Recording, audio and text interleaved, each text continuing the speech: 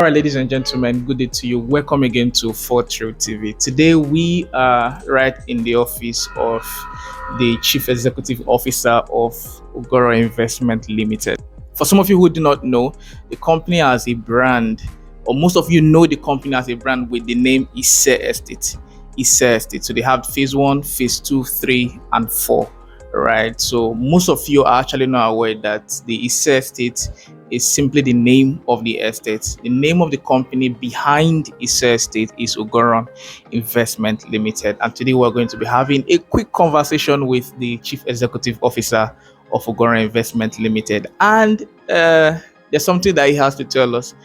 Some of you would have seen the videos that we did about the newest projects that we have in town. And at this point, I'll allow Mr. Izodowa, who of course introduced himself, to take it up from here. How we meet you? Okay, thank you very much. My name is Emaswen Amoge Izodowa. I'm the Chief Executive Officer over on Investment Limited, the company behind Ise Estate. And we've had different phases from phase 1 to phase 4, and now I want to start a new project with a different brand name, and that's what we're introducing to the market. Amazing. So, what's the name of this present new estate called? And why? Okay, and why? Okay, what is the name of these new estate, and the reason behind the name? It will be called A Royal Estate. Basically, A as in alphabet A, or I mean, you know that. Okay. The name is most of them is not pronounced as spelled. So could you kindly just spell it? Okay, A is spelled as E-R-O-E. Amazing.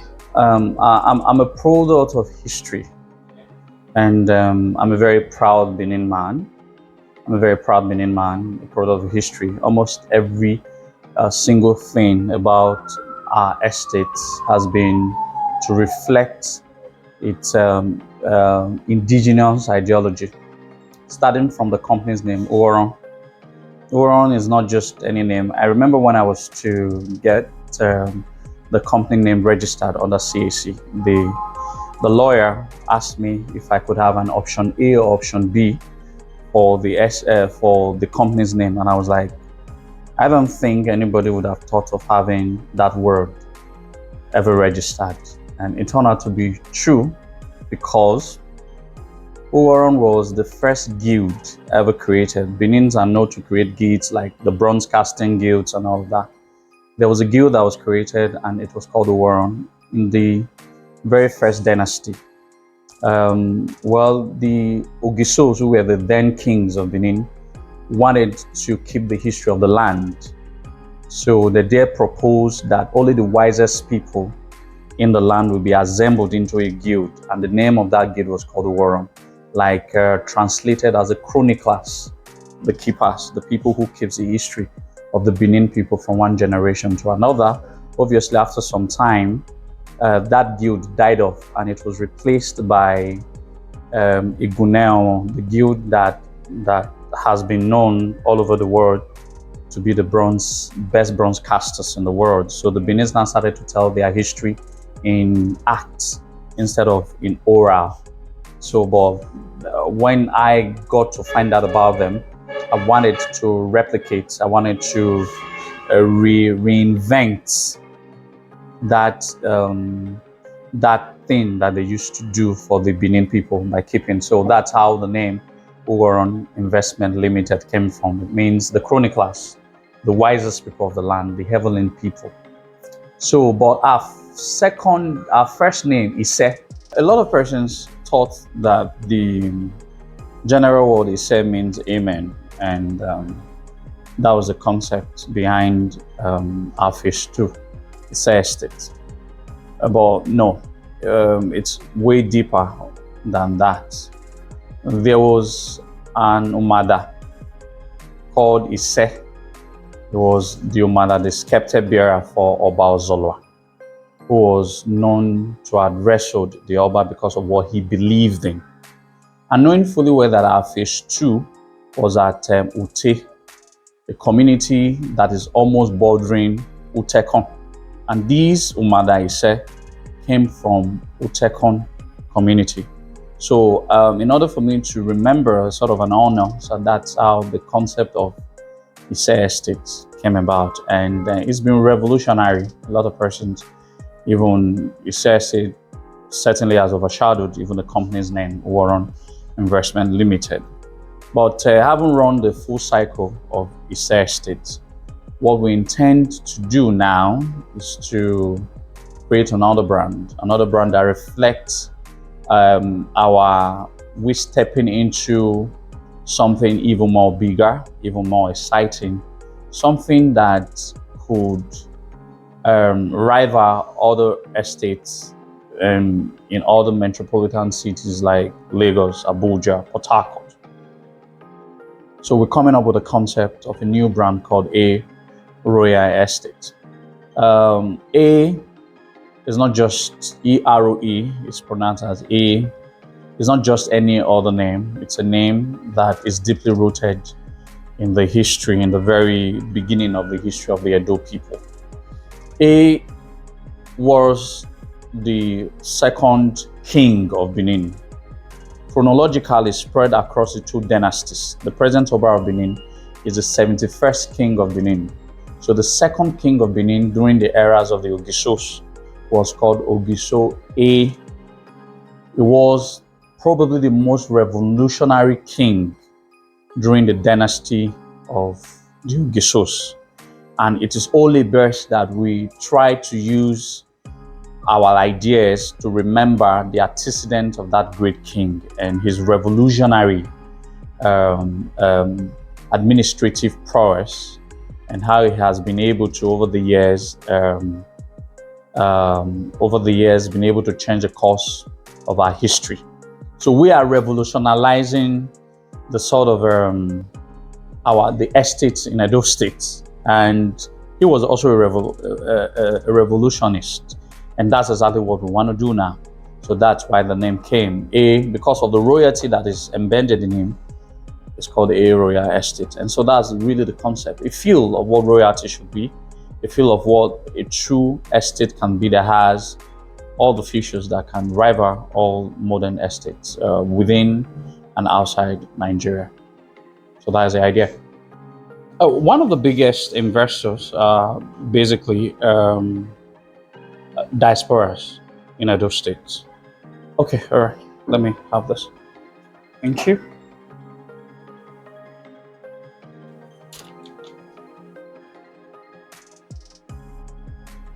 Okay, and have this. Okay. Coming back to the question you asked, one of the biggest investors in Edo State in terms of landed property are the diasporas, basically, and they are in a very developed society.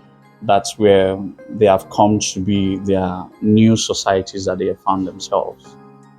They always have this thought: why can't we in Nigeria, why can't we come back to our various homes and have a feel of what we have overseas? An enclosed society that has all the basic infrastructures, that even if the government can provide some of these infrastructures, but we can create an enclosed society that has these basic infrastructures, where you have security, where you have water, where you have fun places like a playground, like a health center, like a hospital. Then you have a mall. You have a school as well. A society that you have everything at your beck and call. All right, some place that is different from every other places. And that's where this area estate tends to stand it. First, we have to look for a very amazing location along Saple Road where people could easily have accessibility to. Then we have to look at, is that area developed? And this is not the concept of, okay, buy these lands from us and spend a couple of years before you start developing that sort of a thing. So, but you just buy, it's already a developed area, and you start building. And in a couple of years, all of these buildings are done, or in a couple of months, then you start having that kind of feel of what you can get, or what they are currently getting in all of their respective countries in Europe or in America, or even in far Asia. So that is why we believe that a royal estate gives them a touch of what they are currently experiencing in all of these developed societies, because we are trying to create these enclosed space that gives them all of these facilities, all of a society and environment that is serene, that is peaceful, that people can think, people can what they call a residential area, where people can get away from the urban noise, and be able to have all of this rest of mind. And that is what a royal estate is all about. A place where you can have a peace of mind, a place where you can be in touch as if you're in the developed society. And that is why we're calling on all of the people to have a look, and not just have a look in our upcoming estate, and to also purchase from us, invest in this our new estate, and have a good serene environment that has all of these facilities, trouble free, no complexities, just straightforward deal. And I think it's I'm very certain we're bringing one of the best deal to all the Edo people, both home and abroad, through this our new estate, a royal estate. All right, that's a beautiful question. First, you have to understand that I'm close to the people. With my hobby of being a sort of a Benin historian, I've been privy to a lot of issues that has affected us as a people here. And one of the greatest problems over the years has been land issues. There's been a call for concern. Invariably for the past 10 years, it's always the same recurring decima of always having a land problem.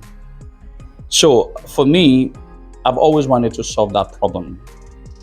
A lot of these hardworking Edo people or hardworking Nigerians, it's very difficult for you to be able to meet up with how rigor activities or day-to-day activities in overseas are. And these people manage to get the bulk of their money gathered and sent home and being wasted. So I've always had that in the back of my mind. So I didn't enter the estate business for the sake of the beauty of the business or the beauty of the profit. I entered the estate business because I wanted to solve a core problem that has affected our people over the years.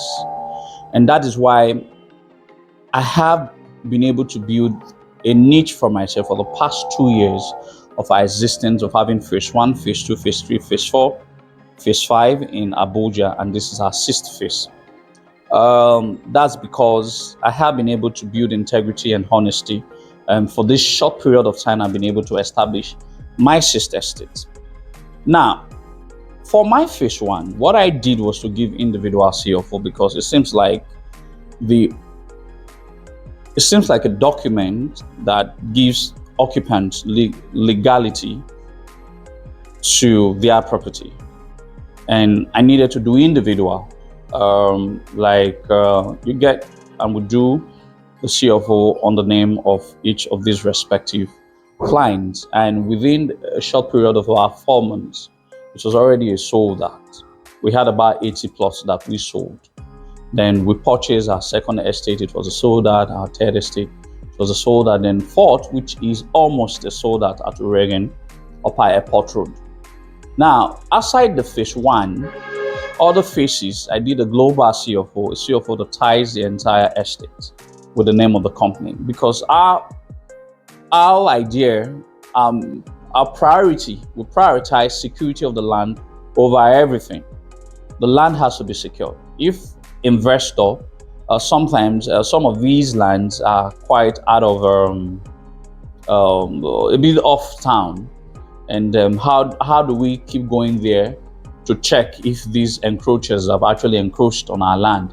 So, but what we needed to do is to provide basic infrastructures by doing perimeter fencing, and above all, give it the legal papers, following all through the legal process of acquiring it with all the authentic paperwork, which we are very conversant with, and ensuring that all our lands are devoid for government lands, because that's the first thing that we look at, and also devoid of urban lands, all urban lands, so that people don't fall victims like what has happened a couple of months back here in Benin City. So we take critical time to look at all of these things, and we also look at topography, because we have good architects and engineers to actually look at what would be the landscape of this land when the population here has increased in the next 5 to 10 years. So we look at all of these factors, but the most important thing is that we get all of those proper documentation for this, and then above all, we get either an individual CFO or a global CFO that covers the entire land for the sake of our clients, so that our clients, wherever they are, they can be rest assured that their property is safe and secure. Well, you have to understand first, how can you build as an individual, develop your estate as an individual in a place like Benin City, metropolitan Benin City, with a fast-thinking governor who is developing a master plan? First, you have to be in tandem with how the state government is currently thinking, so that you don't subject your client in the future to some caprices of estate destructions or land destructions that are not tandem with the ideas of the government. As an individual, as a company, our first drive is to ensure that our company builds our ideas in tandem with with the state government that is currently in control of the state that we are residing or we want to develop. So that is why I took pain to discuss with a couple of people that to get an old document, which became the basis at which the current state government used to develop. There is a recent Benin master plan. But before the recent Benin master plan, there was a master plan from 1992 to 2012. All right. So, but the state government has even developed even more recent one, but they took cue from the old one. So I wanted to have a closer idea of what the subsequent government, how they were thinking, and how the present government is thinking. And so I've been able to get some of the archival materials I've been able to request for them. So this was how the previous government from 1992 to 2012 thought about how to build a central Benin, cutting across a wide range of local government, from Oredo to Ovia, to Wounded, to a bit of Orion, to covering Oredo and Ipobaha. All right, and so this set of precipice for even the recent Benin master plan that is currently not out, it's not to the public. But as soon as we also get, but we know that the idea of the recent one was derived from this. All right, so these are things that we are now considering to impute on our estates, so that whatever direction the state government is flowing, we are also flowing towards that direction, so that they are not conflicts of ideas.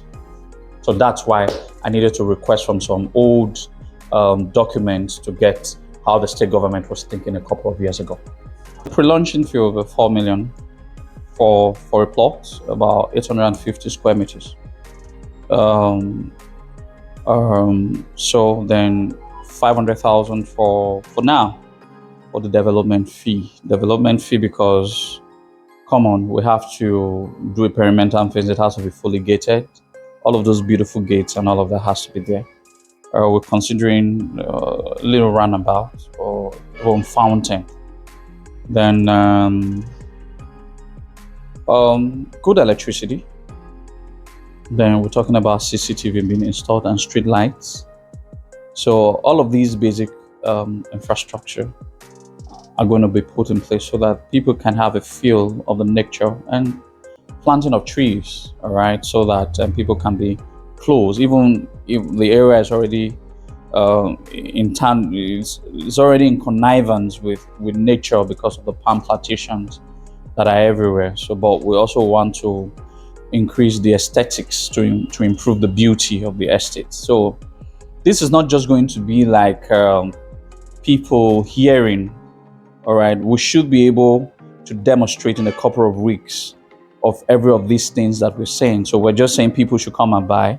At best, they should pay their development fee as fast as they can so that they can start seeing all of these facilities we're talking about. So this is an high standard estate that we're introducing to Benin, and 4 million for a pre-launch fee for that area it's a giveaway price. So but people should key into this idea now so that they can be part of their WOOF pre-launch fee for our estate. For all of the documentations on the land is going to be free. The survey, the registered survey, is going to be free, and the CFO is going to be individualized in the sense that we're going to, when the clients, the prospective clients, fully pays, we're going to ensure that the CFO comes out in his or her name. All right, CFO for 100 by 100 cost close of 500,000 in that location. So that costs a lot, and talking about surveys and all of this documentation. So all of these things are embedded inside the 4 million. So they are going to get almost everything for free. I want to agree that this is a giveaway. A woof. Amazing.